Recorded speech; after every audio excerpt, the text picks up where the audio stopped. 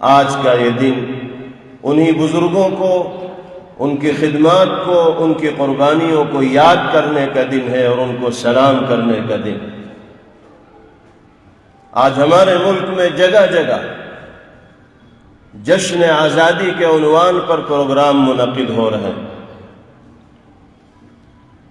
اور آزادی کے بعد سے برابر اسی عنوان پر پروگرام منعقد کیے جاتے رہے، لیکن آج ہمیں یوم آزادی کے موقع پر جشن کا لفظ اپنی زبان سے ادا کرتے ہوئے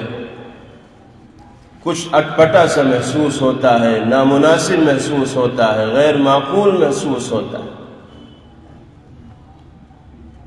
اس لیے کہ جس آزادی کا خواب ہمارے بزرگوں نے اس ملک کے اندر دیکھا تھا، جب ہم گزشتہ چند سالوں کے حالات پر نگاہ ڈالتے ہیں تو ہم اس نتیجے پر پہنچتے ہیں کہ ہمارے اکابر و بزرگان دین اور مجاہدین آزادی کی قربانیوں کو بھلانے کی اور فراموش کرنے کی کوشش کی جا رہی ہے، اور برسر اقتدار طبقے کے ذریعے آزادی اور جمہوریت کے نام کو اس ملک کے لیے کلنک اور دھبے کے طور پر استعمال کیا جا رہا ہے۔ آزادی کا جشن مناتے ہوئے اس وقت اچھا لگتا جب ملک کا ہر شہری، چاہے اس کا تعلق اکثریتی طبقے کے ساتھ ہو یا اقلیتی طبقے کے ساتھ ہو، ہر طرح کی آزادی کے ساتھ اس ملک میں جی رہا ہوتا۔ مذہبی آزادی اس کو مکمل طور پر حاصل ہوتی، فکری آزادی اس کو مکمل طور پر حاصل ہوتی، وہ اپنے اس پیارے آزاد وطن میں ایک باعزت شہری ہونے کی حیثیت سے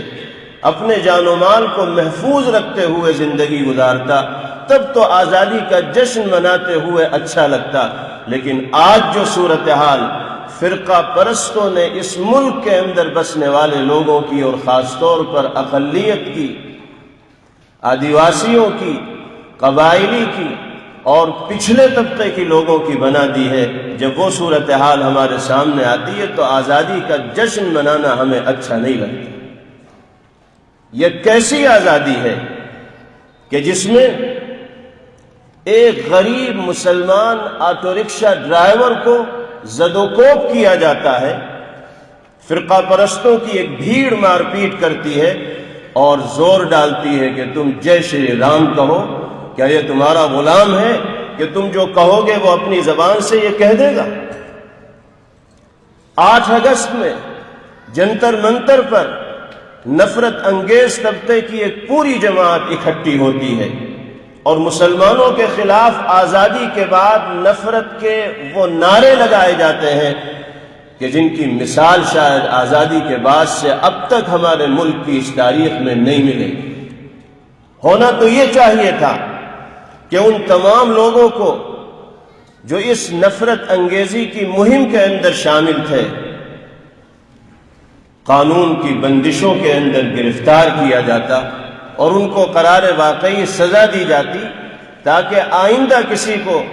اس طرح کا اقدام کرنے کی جرأت و ہمت نہ ہوتی۔ لیکن آپ دیکھ رہے ہیں آج صورتحال یہ ہے کہ عدالتوں کی کرسیوں پر بیٹھے ہوئے جو ججز ہیں وہ بھی فیصلہ کرتے ہوئے اقتدار کی کرسی پر بیٹھی ہوئی طاقتوں کی نگاہوں کو دیکھتے ہیں۔ ان متکبرین کا جو اشارہ ہوتا ہے، مجھے معاف کیجئے گا کہ عدالت کی کرسیوں پر بیٹھے ہوئے لوگ بھی انہی اشاروں کے مطابق قلم چلاتے ہیں۔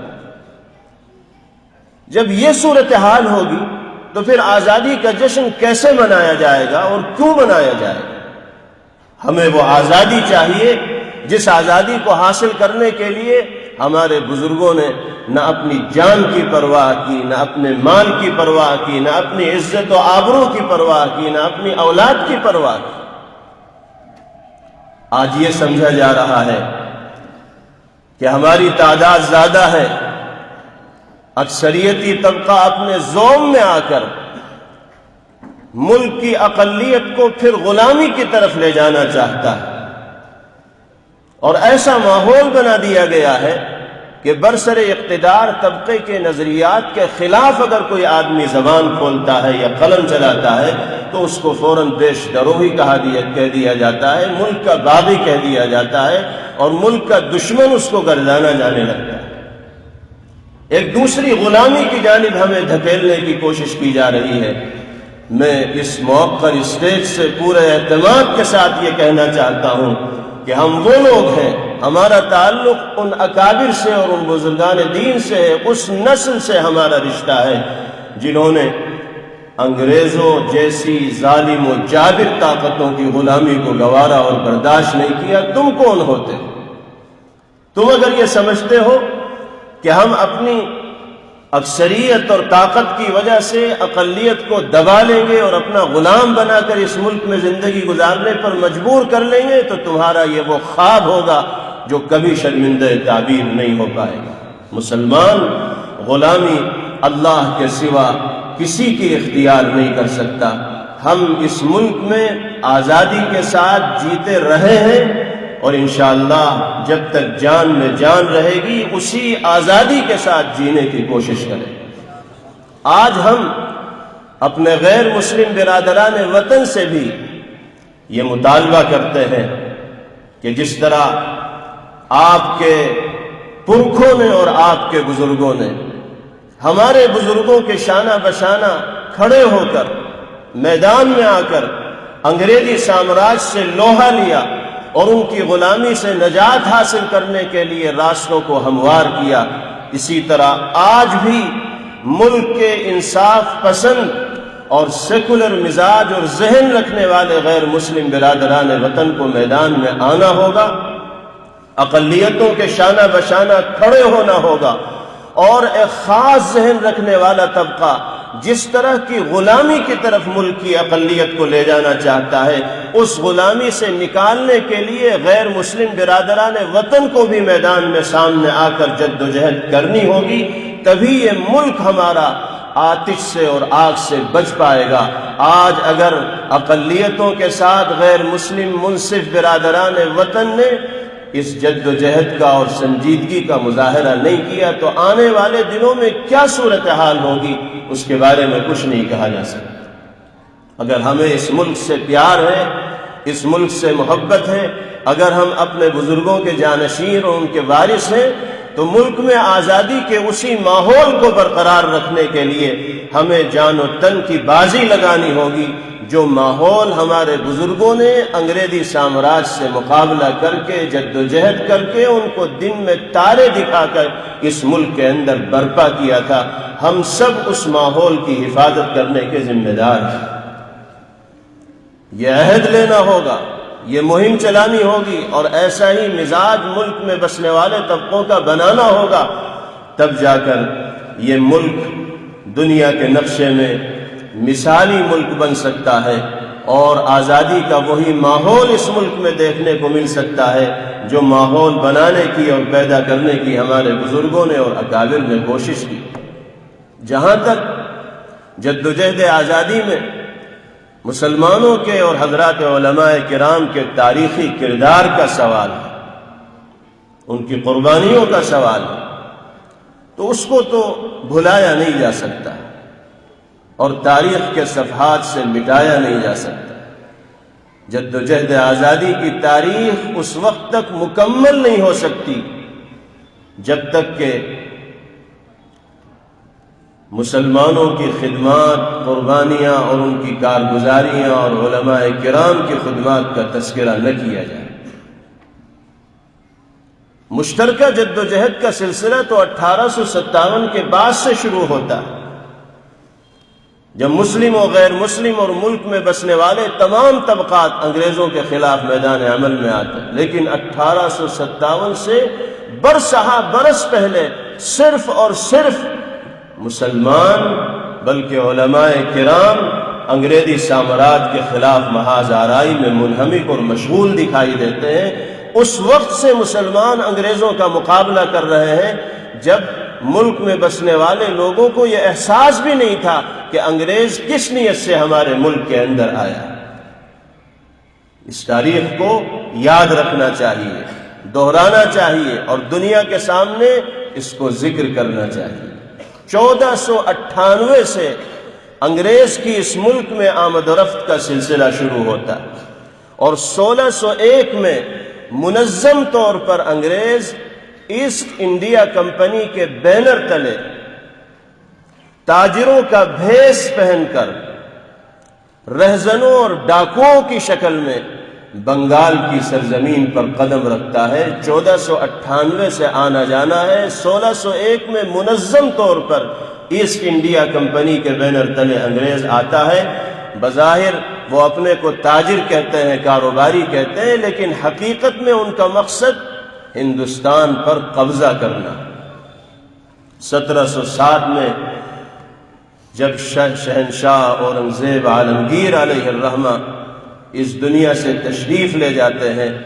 اور مغلیہ سلطنت کی جڑیں کمزور ہونے لگتی ہیں، تو انگریز کو موقع مل جاتا ہے حکومتی کام کاج میں دخل اندازی۔ وہ اپنے پاؤں پھیلانا شروع کر دیتے ہیں، اپنے ارادوں کا اور نیتوں کا اظہار شروع کر دیتے ہیں، لیکن اس وقت بھی ملک میں بسنے والے طبقے کو یہ احساس نہیں ہوتا کہ انگریز چاہتا کیا ہے۔ لوگ یہی سمجھتے ہیں کہ تو تاجروں کی ایک ٹیم ہے جو برطانیہ سے آئی ہوئی۔ آپ کو معلوم ہونا چاہیے کہ انگریزوں کے ارادوں کو سب سے پہلے جس شخصیت نے بھانپا ہے اور محسوس کیا ہے وہ حضرت مجدد الفسانی شیخ احمد سرہندی نور اللہ مرقدہ۔ انہوں نے سب سے پہلے اس ملک میں بسنے والے لوگوں کو یہ سمجھایا کہ دیکھو، یہ انگریز تمہارے ملک میں تاجر اور کاروباری بن کر نہیں آئے ہیں، چاہے یہ تجارت و کاروبار کر رہے ہو، لیکن ان کا مقصد اس سرزمین پر قبضہ جمانا ہے۔ اس لیے ان سے دوری بناؤ، ان سے معاملات ختم کرو اور ان کو ان کے ملک بھیجنے کی کوششیں آج سے شروع کر دو، ورنہ جو ان کے قدم مضبوط ہوں گے تمہاری حیثیت اور تمہاری وقت کمزور ہوتی چلی جائے گی، اور ایک دن وہ آئے گا کہ میدان تمہارے ہاتھ سے نکل چکا ہو۔ لیکن حضرت مجدد الفسانی علیہ الرحمہ کی بات اس وقت لوگوں کی سمجھ میں نہیں آتی تھی۔ لوگوں کو اس بات پر یقین ہی نہیں ہو پا رہا تھا کہ اتنی دور سے آئے ہوئے لوگ اتنی بڑی سلطنت و حکومت پر کیسے قابض ہو جائیں گے، لیکن حضرت کو اس کا ادراک تھا، اور انہوں نے اپنے متبعین، اپنے ماننے والوں، اپنے تلامذہ اور اپنے شاگردوں کے دلوں میں بھی اسی فکر کو اور اسی کڑھن کو پیدا کیا کہ تمہیں ہر محاذ پر انگریزوں سے محتاط رہنے کی، ان سے دوری بنائے رکھنے کی اور ان کو اپنے ملک سے دور کرنے کی کوشش کرنی۔ حضرت مجدد الفسانی علیہ الرحمہ دنیا سے تشریف لے گئے، لیکن جو جذبہ آپ کے دل میں موجزن تھا وہ منتقل ہوتے ہوتے حضرت شاہ ولی اللہ محدث دہلوی علیہ الرحمہ کے پاس آیا۔ شاہ صاحب نے بھی اسی جذبے کے مطابق لوگوں کا ذہن بنایا، مختلف اسفار کیے، حقیقی صورتحال سے لوگوں کو واقف و باخبر کرایا۔ حضرت شاہ ولی اللہ علیہ الرحمہ بھی دنیا سے تشریف لے گئے، لیکن جو جذبہ، جو کڑھن، جو فکر ان کے دل کے اندر تھی، اس فکر کو انہوں نے اپنے تلامذہ اور اپنے متبعین اور ماننے والوں کے دلوں میں منتقل کیا۔ شاہ صاحب کے بعد آپ کے لائق و فائق فرزند و جانشین حضرت شاہ عبدالعزیز محدث دہلوی علیہ الرحمہ اسی فکر اور جذبے کے امین بنے، اور جہاں تک کام حضرت شاہ ولی اللہ علیہ الرحمہ لے کر گئے تھے اس سے آگے شاہ عبدالعزیز محدث دہلوی علیہ الرحمہ اس کام کو لے کر چلے، اور پوری طاقت و قوت کے ساتھ انہوں نے ملک میں بسنے والے لوگوں کو یہ باور کرایا کہ یہ ہمارے دوست، ہمارے خیر خواہ اور ہمارے ہمدرد نہیں ہیں، بلکہ یہ ہمارے پیروں تلے زمین نکالنے کے لیے اس ملک کے اندر آئے۔ یہاں تک کہ 1803 میں جب انگریزی سامراج دہلی کی سلطنت پر براجمان ہونے میں کامیابی حاصل کرتا ہے اور لال قلعے پر فتح کا جھنڈا ان کی طرف سے گاڑا جاتا ہے، اور یہ اعلان کر دیا جاتا ہے کہ خلق خدا کی، ملک بادشاہ سلامت کا، حکم کمپنی بہادر کا، اور لوگوں کی زبان پر یہ بات آ جاتی ہے کہ حکومت شاہ عالم از دہلی تا پالم، یعنی بادشاہ کی حکومت دہلی سے پالم تک ہی ہے، سارے ملک پر انگریزوں ہی کا اقتدار ہو گیا ہے، ان کا تسلط اور قبضہ ہو گیا۔ ایسے نازک وقت میں وہ جیالہ، وہ بہادر، وہ دلیر جس نے انگریزوں کی آنکھوں میں آنکھیں ڈال کر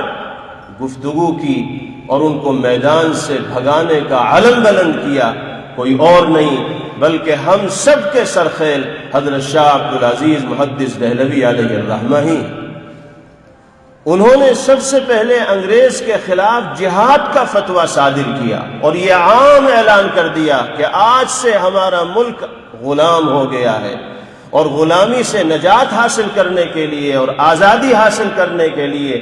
جد و جہد کرنا، میدان جہاد کو گرم کرنا اور اپنی جان و مال کی قربانی پیش کرنے کے لیے آگے آنا، یہ ہم سب کا فریضہ بن چکا ہے۔ حضرت شاہ عبدالعزیز محدث دہلوی علیہ الرحمہ کا یہ فتویٰ محض ایک فتویٰ نہیں تھا، بلکہ اس فتوے کی شکل میں ایک آگ تھی جو سارے ملک کے اندر لگ گئی،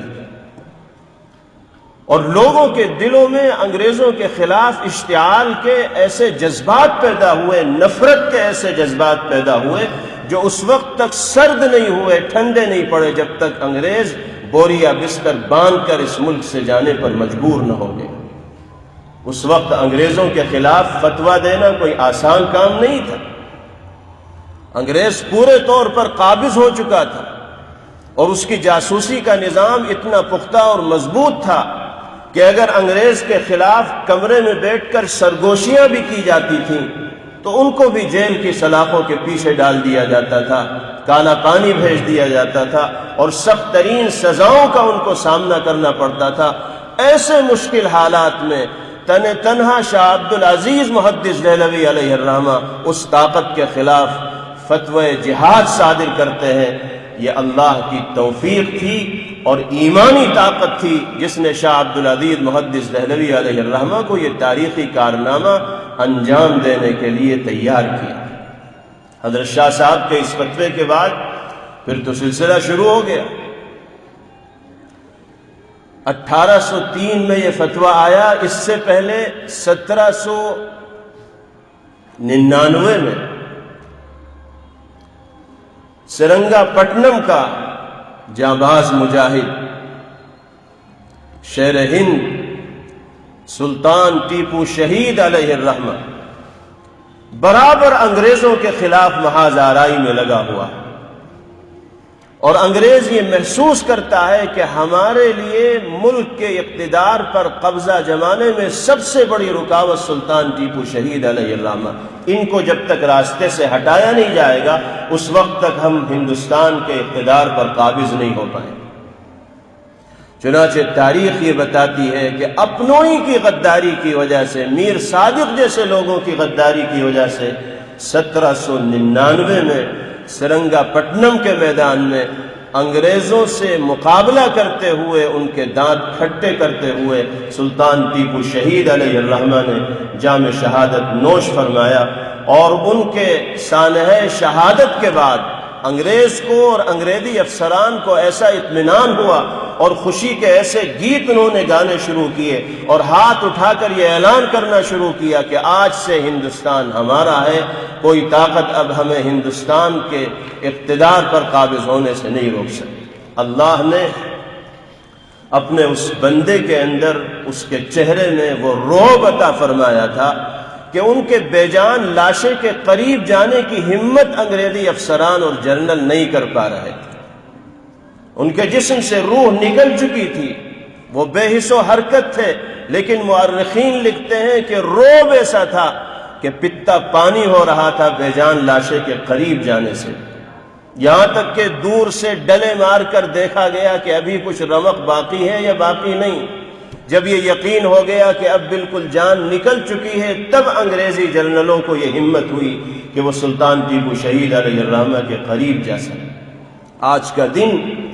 ایسے ہی مجاہدین آزادی کی خدمات کو اور قربانیوں کو خراج عقیدت پیش کرنے کا دن، اور کتنے افسوس کی بات ہے کہ چند سالوں سے اسی ملک کے اندر مہم چلا کر سلطان ٹیپو شہید علیہ الرحمہ کی شخصیت کو داغدار کرنے کی اور مجروح کرنے کی کوشش کی جا رہی ہے۔ ان کی ساری خدمات اور قربانیوں پر پانی پھیرنے کی کوشش کی جا رہی ہے، اور جو طبقہ اس طرح کی بدترین حرکتیں کر رہا ہے اس طبقے کو شہ مل رہی ہے ارباب اقتدار کی جانب سے۔ یہ انصاف نہیں، تاریخ کے ساتھ کھلواڑ ہے۔ یہ ناانصافی کی بدترین مثال ہے کہ جس شخص نے انگریز جیسے دشمن کا مقابلہ کرنے کے لیے سب کچھ داؤ پر لگا دیا، آج اسی ملک کے رہنے والے کچھ لوگ اس کی قربانیوں پر پانی پھیرنے کی کوشش کر رہے ہیں۔ 1799 میں سلطان ٹیپو شہید علیہ الرحمہ کی شہادت کا واقعہ پیش آیا۔ اس سے پہلے 1756 میں نواب سراج الدولہ میر جعفر کی غداری کی وجہ سے بنگال کی سرزمین پر انگریزوں سے مقابلہ کرتے ہوئے جام شہادت نوش کر جاتے ہیں۔ 1756 میں نواب سراج الدولہ کی شہادت ہوتی ہے، 1799 میں سلطان ٹیپو شہید علیہ الرحمہ کی شہادت ہوتی ہے، 1803 میں انگریز لال قلعے پر یونین جیک لہرا دیتا ہے اور اسی کے بعد انگریزوں کے خلاف فتوی جہاد صادر ہوتا ہے۔ پھر 1818 سے حضرت سید احمد شہید علیہ الرحمہ اور شاہ اسماعیل شہید علیہ الرحمہ کی قیادت و سرکردگی میں علماء اور دردمندان ملت کا ایک قافلہ ملک کے طول و عرض میں سفر کرتا ہے، گاؤں گاؤں جاتا ہے، قریہ قریہ جاتا ہے، دیہات دیہات جاتا ہے، بستی بستی جاتا ہے، مسلمانوں کے درمیان بھی جاتا ہے، غیروں کے درمیان بھی جاتا ہے، اور ذہن سازی کی جاتی ہے، انگریزوں کے خلاف محاذ تیار کیا جاتا ہے، پورے ملک میں ایک ماحول بنایا جاتا ہے۔ 1818 سے 1831 تک برابر یہ دونوں حضرات انگریزوں کے خلاف مصروف عمل ہیں، میدان بنانے میں لگے ہوئے ہیں، لوگوں کو تیار کرنے میں لگے ہوئے ہیں، یہاں تک کہ 1831 میں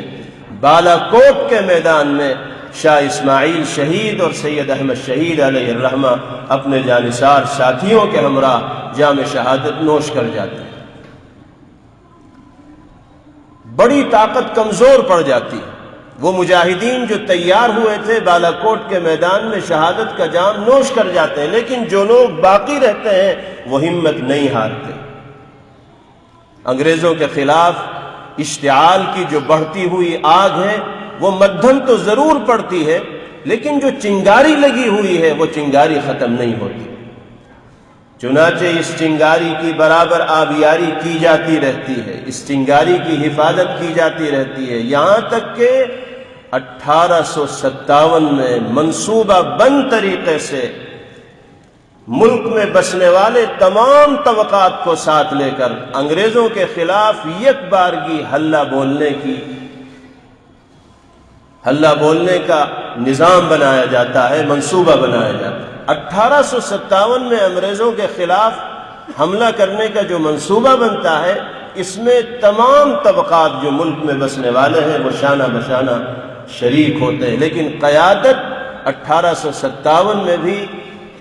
علماء کرام کے ہاتھ میں ہوتی ہے، چاہے وہ شاملی کا میدان ہو یا ملک کے دوسرے میدان ہو، قیادت کرنے والا طبقہ اس وقت بھی علماء کرام کا ہوتا ہے۔ 1857 میں یک بارگی انگریزوں کے خلاف حملہ کیا جاتا ہے، جگہ جگہ ان کے خلاف لوگ میدان کے اندر آتے ہیں، اور انگریز یہ یقین نہیں کر پاتا ہے کہ کس طرح ملک کے مختلف طبقوں میں ہمارے خلاف مقابلہ کرنے کے لیے لوگ میدان میں آنے کے لیے تیار ہوں گے، کیونکہ وہ تو یہ سمجھ بیٹھا تھا کہ ہم نے اپنے تمام مخالفین کی زبانوں کو اور ان کے قلم کو بند کر دیا ہے، کوئی ہمارے خلاف بول نہیں سکتا، لکھ نہیں سکتا، آ نہیں سکتا۔ اس انگریز کو یہ سوچنا بڑا مشکل ہو رہا تھا کہ ملک میں اس طرح کے حالات ہمارے خلاف کیسے پیدا ہو گئے۔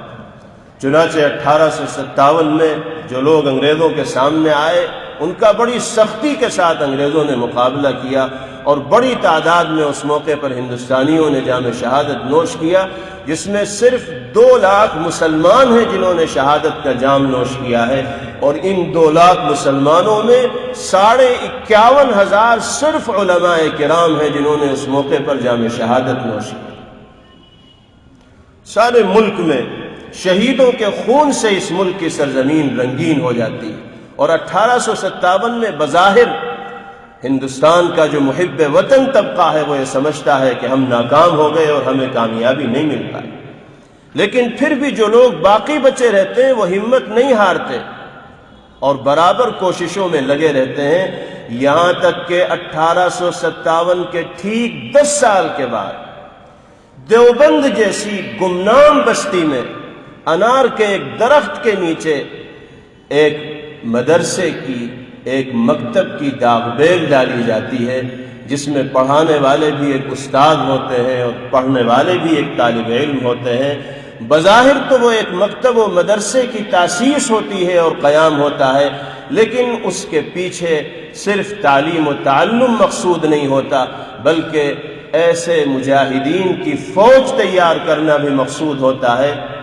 جو اپنے اکابر اور بزرگوں کے ورثے کے امین ہوں، اور جو مشن ہمارے بزرگوں نے چھیڑا ہے اس مشن کو پایہ تکمیل تک پہنچانے کے لیے ہر طرح کی بازی لگانے کے واسطے تیار رہنے والے۔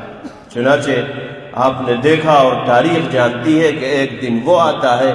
کہ وہی معمولی سا مکتب و مدرسہ ایک ایسے تناور درخت کی شکل اختیار کر لیتا ہے کہ جس کی چھاؤں سے آج سارا عالم مستفید ہو رہا ہے اور انشاءاللہ مستقبل میں بھی مستفید ہوتا رہے۔ اسی ادارے کے جو سب سے پہلے طالب علم ہیں شیخ الہند حضرت مولانا محمود حسن دیوبندی نور اللہ مرقدہ، انہوں نے جو فکر اس ادارے میں پڑھنے والے طلباء کو عطا کی اور جو ذہن سازی انہوں نے کی اور جس انداز میں انہوں نے تربیت کی، تو پھر پورے ملک کے اندر وہ جماعت تیار ہو گئی جو انگریزوں سے ہر طرح سے لوہا لینے کے لیے تیار تھی۔ دارالعلوم کے قیام کے 10 سال کے بعد 1867 میں دارالعلوم دیوبند کا قیام ہوا،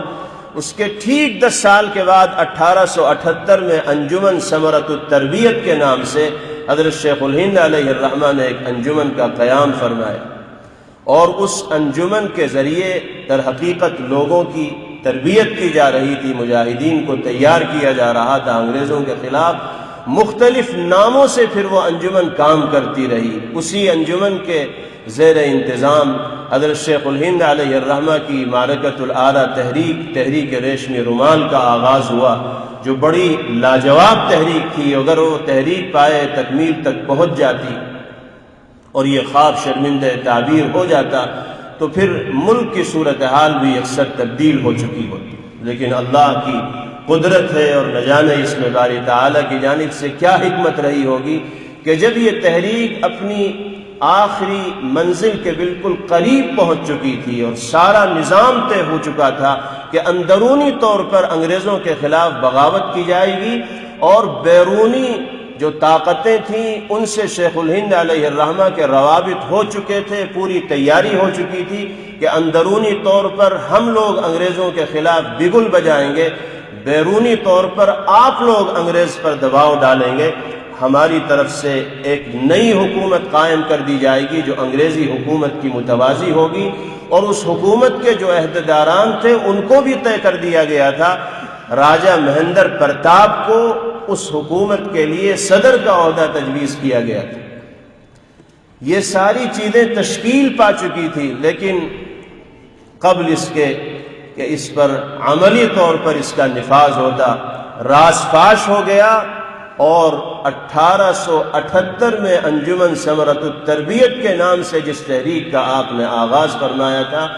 1915 میں حضرت شیخ الہند علیہ الرحمہ اس راز کے فاش ہونے کی وجہ سے پابند سلاسل کر دیے گئے۔ آپ کو مالٹا کی جیل میں قید با مشقت کی سزا گزارنی پڑی، آپ کو وہاں صعوبتوں کا، مشقتوں کا اور دشواریوں کا سامنا کرنا پڑا۔ آپ کے ساتھ آپ کے تلامذہ حضرت شیخ الاسلام مولانا سید حسین احمد مدنی نور اللہ مرقدہ، حضرت مولانا عزیر گل صاحب علیہ الرحمہ اور دیگر حضرات بھی تھے۔ یہ ایک پوری تاریخ ہے